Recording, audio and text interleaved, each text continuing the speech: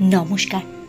ইতিবৃত্তের নতুন একটি পর্বে আপনাদের সকলকে জানাই স্বাগত। আজ 500 বছরেরও বেশি সময় ধরে পানিহাটিতে আজকের তিথিতে পালিত হয় দণ্ড মহোৎসব। কিন্তু এখন প্রশ্ন হলো, দণ্ড কিভাবে মহা উৎসবে পরিণত হলো? আসুন তবে ইতিবৃত্তের আজকের পর্বে জানি সেই কাহিনী। জানা যায়, মহাপ্রভু শ্রী চৈতন্যদেবের পার্ষদ রঘুনাথ দাস গোস্বামীকে শাস্তি দিয়েছিলেন নিত্যানন্দ প্রভু।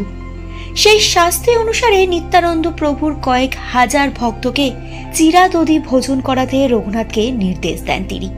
আর সেই দিনের সেই শাস্তি পরবর্তীকালে হয়ে ওঠে এক মহোৎসবে, যা আজ থেকে প্রায় 500 বছর অতিক্রান্ত হয়েছে।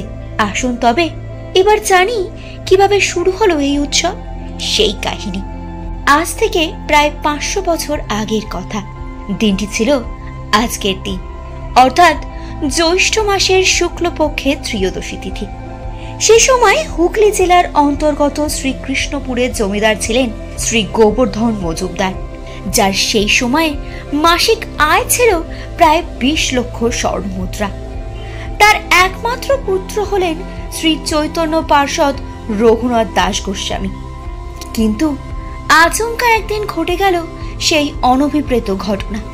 শ্রী নিত্যানন্দ প্রভুর আশীর্বাদ না নিয়ে রঘুনাথ সেদিন শ্রী চৈতন্য মহাপ্রভুর কৃপাশীষ লাভ করার চেষ্টা করেছিলেন। একথা জানা মাত্রই বিরাগ ভাজন হল নিত্যানন্দ প্রভুর। তিনি রঘুনাথকে এর জন্যই শাস্তি দেবার সিদ্ধান্ত নেন। রঘুনাথকে জানিয়ে দেন তিনি, তোমাকে শাস্তি ভোগ করতে হবে, প্রস্তুত হও। রঘুনাথ হাসি মুখে নত মস্তকে শাস্তি মাথা পেতে নেন। তখন শ্রী নিত্যানন্দ প্রভু বলেন, রঘুনাথ, তোমাকে শ্রী শ্রী নিত্যানন্দ ও গৌরাঙ্গের ভক্তদের চিরাদধি ভোজন করাতে হবে। এটাই হলো তোমার দণ্ড। আনন্দের সঙ্গে রঘুনাথ সেদিন এই দণ্ড গ্রহণ করেছিলেন।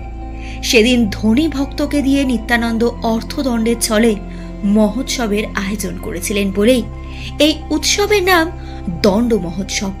আর সেই থেকেই প্রতি বছর উক্ত তিথিতে উৎসবটি অনুষ্ঠিত হয় পানিহাটিতে।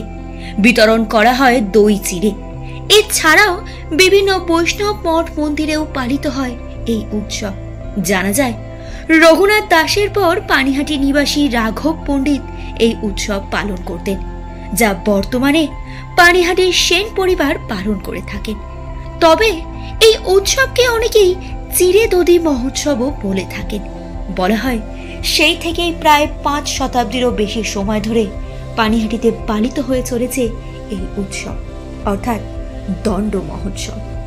এই ছিল আমাদের আজকের কাহিনী।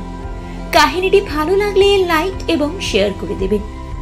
আর এই জাতীয় নিত্য নতুন কাহিনী জানতে অবশ্যই আমাদের চ্যানেল ইতিবৃত্তকে সাবস্ক্রাইব করে সঙ্গে থাকবেন।